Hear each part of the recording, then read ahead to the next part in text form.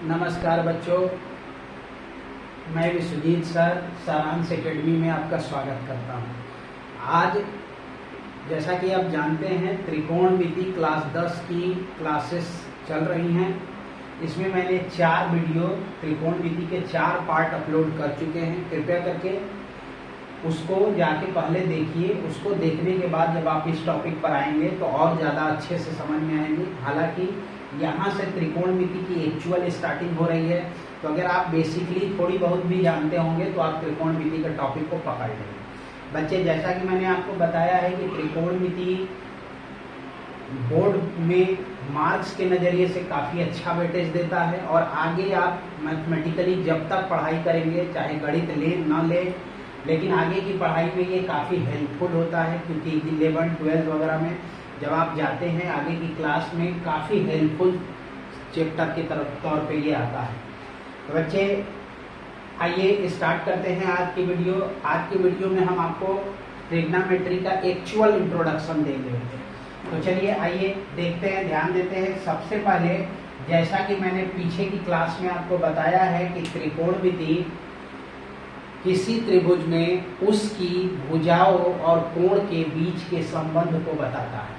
यानी अगर त्रिकोणमिति कोई पूछता है कि आप त्रिकोणमिति क्यों पढ़ रहे हैं, तो आपको समझना है कि अगर कहीं ट्रायंगुलर शेप बनता है, यानी कि अगर कहीं पर त्रिभुजाकार आकृति बनती है, तो उसके कोण और भुजा, उसकी कोण और भुजा के बीच में संबंध कैसे बनाया जाता है, संबंध कैसे पढ़ा जाता है, संबंध की जानकारी कैसे ली जाती है, तो गणित की एक शाखा है, उसका नाम है त्रिकोणमिति। इसमें इस बात की जानकारी मिलती है। बच्चे, जैसा कि मैंने पीछे आपको बताया है कि त्रिकोणमिति किसी भी प्रकार के त्रिभुज में प्रयोग किया जा सकता है, यानी किसी भी प्रकार के त्रिभुज में त्रिकोणमिति का प्रयोग किया जाता है। परंतु वर्तमान कक्षा 10 के बेस को ध्यान में रखते हुए अभी फिलहाल त्रिभुज में केवल एक ऐसा त्रिभुज है जिसमें त्रिकोणमिति को लगाना है, और उस त्रिभुज का नाम है बच्चे समकोण त्रिभुज।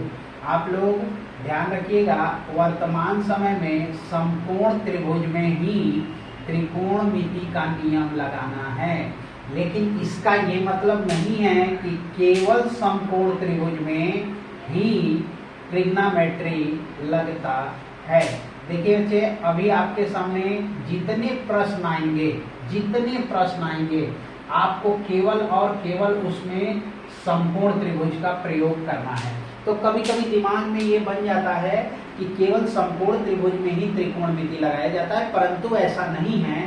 त्रिकोणमिति किसी भी प्रकार का त्रिभुज हो, चाहे आप त्रिभुज को भुजा के आधार पर बात करें या त्रिभुज को कोण के आधार पर बात करें, हर प्रकार के त्रिभुज में त्रिकोणमिति का नियम लगाया जा सकता है। परंतु वर्तमान समय में क्लास को ध्यान में रख के सिर्फ समकोण त्रिभुज में ही आपको त्रिकोणमिति के नियम को पढ़ना है। तो आइए बच्चे, सबसे पहले हम लोग उस समकोण त्रिभुज को ही जान लेते हैं कि समकोण त्रिभुज कहते किसको हैं। देखिए, जैसा कि मैंने आपको पीछे बताया था, ऐसा त्रिभुज जिसका कोई भी एक कोण, ध्यान से सुनिएगा, ऐसा त्रिभुज जिसका कोई भी एक कोण 90 डिग्री होता है, ऐसे त्रिभुज को समकोण त्रिभुज के नाम से जानते हैं।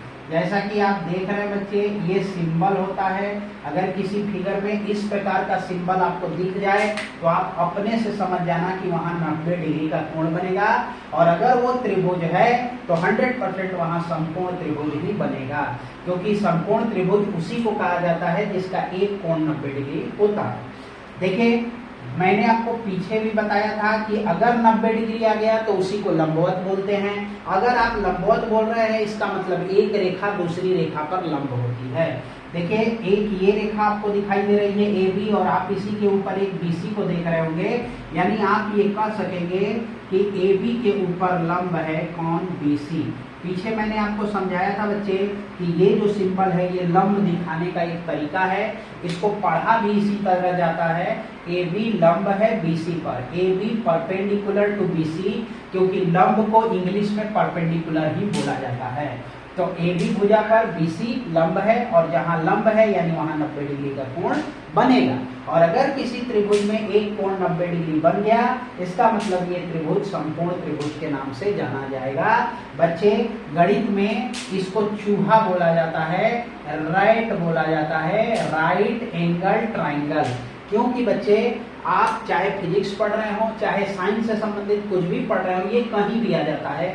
मैथ में भी आ जाता है, बायोलॉजी में भी आ जाता है, फिजिक्स में भी आ जाता है, केमिस्ट्री में भी आ जाता है, हिंदी वगैरह में भी इसका यूज किया जाता है। तो इसलिए आप लोग ध्यान रखिएगा, समकोण त्रिभुज बहुत ही इंपॉर्टेंट टॉपिक है।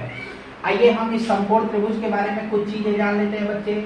सबसे पहले आप लोग याद रखिएगा 90 डिग्री के ठीक सामने, जैसा कि आप जानते हैं त्रिभुज है तो 3 भुजाएं होंगी, तो 90 डिग्री के ठीक सामने वाली जो भुजा होती है उसको एक नाम दिया जाता है और वो नाम होता है कर्ण।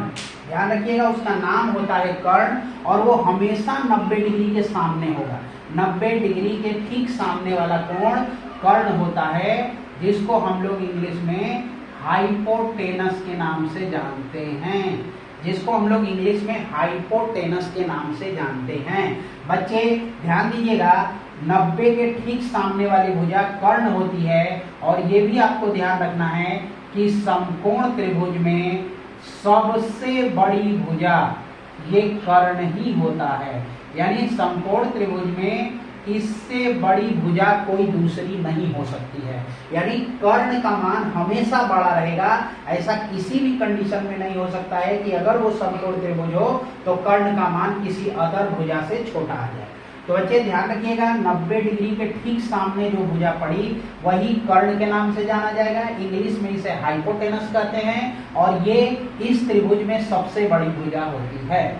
ध्यान दीजिएगा, अब एक कोण तो 90 हो गया। अब यहाँ अगर आप यहाँ पर कोण रखते हैं, सपोज करिए ये कोण है, कोण थीटा को रिप्रेजेंट करता है, मतलब थीटा से कोण को रिप्रेजेंट कर रहे हैं।